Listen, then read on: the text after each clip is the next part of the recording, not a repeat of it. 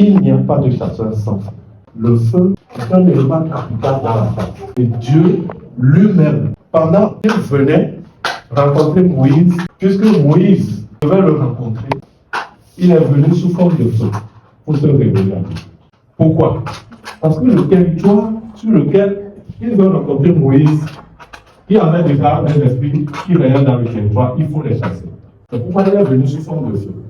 Et la mission pour laquelle il est venu rencontrer Moïse, c'est une mission secrète, de grande importance. Et les dieux de l'Égypte ne doivent pas écouter cette mission. Donc, il faut que ça le suprême.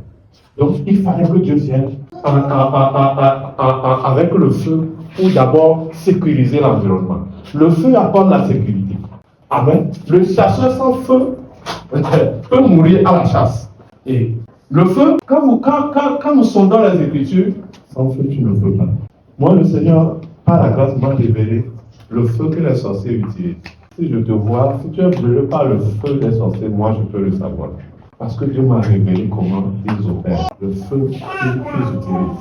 Et l'ange de Dieu m'a donné le nom, c'est le feu de Gabor. Et parce qu'ils ont aussi le feu, si toi tu vas les mains vides, tu ne vas pas avec un feu qui surpasse leur feu, tu seras consumé. Donc, la chasse dont nous sommes appelés à exercer, nous devons aller avec le feu. Ce qui est intéressant avec nous, c'est que le Seigneur qui nous a appelés, lui ne nous a pas appelés seulement pour nous donner du feu, pour aller faire la chasse. Mais il fait de nous des flammes de feu. Il fait de nous des flammes de feu. Nous sommes des feux ambulants. Psaume 104, verset 4. Il fait devant ses messagers, mais ses serviteurs, il fait de nous des flammes de feu. Il fait de nous des flammes. Vous pensez que Dieu va décider de nous faire juste des flammes de feu comme ça? Non. C'est à cause de la réalité du territoire, à cause de la réalité du monde. Lui qui voit tout, il sait ce qui se passe. Lui qui voit tout, il sait comment Satan opère. Il sait la force avec laquelle il opère. Et il sait que si nous voulons l'affronter, si nous voulons changer la donne, nous aurons besoin de quelque chose. C'est le feu. C'est pourquoi tu partiras d'ici, tu vas passer des nuits à demander l'onction du feu sur ta vie. Et dès lors que l'onction du feu va descendre sur toi, tu seras craint dans le monde des ténèbres. Les sorciers vont te craindre. Parce que quand ils s'approchent de toi, toi-même tu es un feu. On ne peut pas te toucher. Il fait de ses serviteurs des flammes de feu. Il a fait de Shadrach, Meshach, Abednego des flammes de feu. Quand on les a jetés dans le feu ne consume pas le feu. C'est pourquoi le feu ne les a pas consumés. Parce qu'ils sont des flammes de feu. Vous recevrez une puissance. Le Saint-Esprit surviendra sur vous. Et vous serez des chasseurs. Et le Saint-Esprit est descendu sur eux sous forme de flammes de feu. Alors nous pouvons comprendre que la puissance dont Jésus parlait, il parlait du feu qui doit descendre sur eux. Nous lisons Actes chapitre 1 verset 8, Jésus dit, vous recevrez une puissance. Maintenant, venons dans Actes de la puissance est descendue. La puissance que Christ apporte. La puissance est descendue, mais il s'est descendu sous forme de feu sur les apôtres.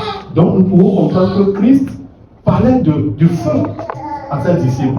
Vous recevrez donc le feu et vous serez maintenus. Il n'y a pas de chasseur sans feu.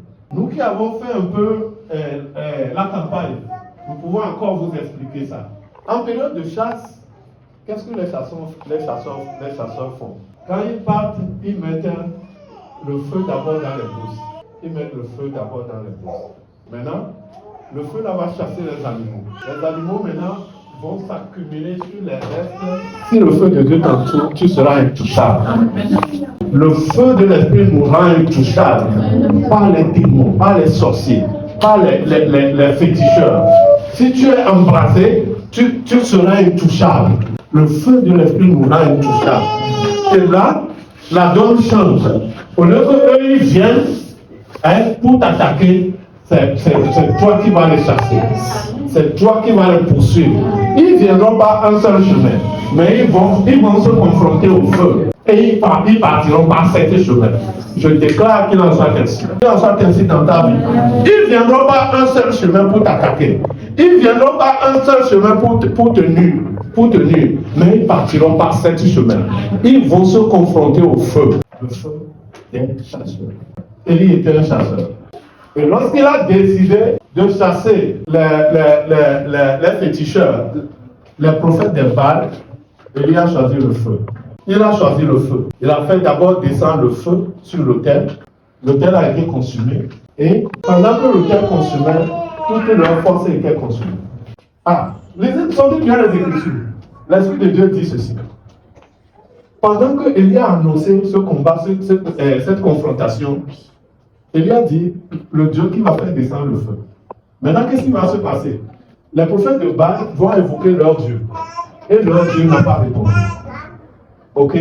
Élie va se moquer d'eux pour dire que votre Dieu est allé chercher du bois. Eux-mêmes, ils ont dit que leur Dieu a voyagé. Ok? Pourquoi ils ont-ils fui le combat? À cause du feu de Dieu qui va descendre. Parce que s'ils sont dans l'environnement, ils seront consumés. Et donc, très tôt, quand Élie a lancé le défi, il connaissait la fin, les esprits connaissaient la fin du défi. Donc, il fallait fuir pour préserver leur propre vie. Et le feu est descendu. Et les prophètes de Baal ont été liquidés. Alléluia. Et quand nous revenons dans 2 Rois chapitre 1, verset 7 à 11, le roi Achab va envoyer des gens pour venir capturer Élie. Et tous les soldats ne sont pas des chasseurs. Élie était un grand chasseur. Voyez-vous, 50 soldats de l'armée sont venus pour le prendre. Il était sur une montagne. Et ils ont dit, homme de Dieu, le roi nous a dit de t'amener, descends. Élie a répondu, si je suis un homme de Dieu, que le feu descende pour vous consumer. Ils ont été consumés. Le chef a dit, homme de Dieu Élie, le roi Achab nous a demandé de t'amener, descends. Élie dit, ah bon, je suis homme de Dieu, si je suis homme de Dieu, que le feu descende pour vous consumer. Les 50 sont encore consumés. Waouh, nous servons un Dieu de feu. Amen. Quand le roi m'a envoyé une cinquantaine encore, ils ont eu peur. Si tu es embrasé, le monde a peur de toi. Le monde a peur de toi. Tu partiras d'ici embrasé au nom de Jésus. Tu partiras d'ici embrasé. Ce dont tu as besoin, c'est le feu. Ce dont, écoute, la Bible dit dans l'Apocalypse, si tu n'es ni chaud ni froid, tu seras jeté. Tu seras jeté. Christ n'est pas venu pour élever une génération de lâches, de paresseux, de fuyards. Non, Christ n'est pas venu pour. Il est venu élever des violents.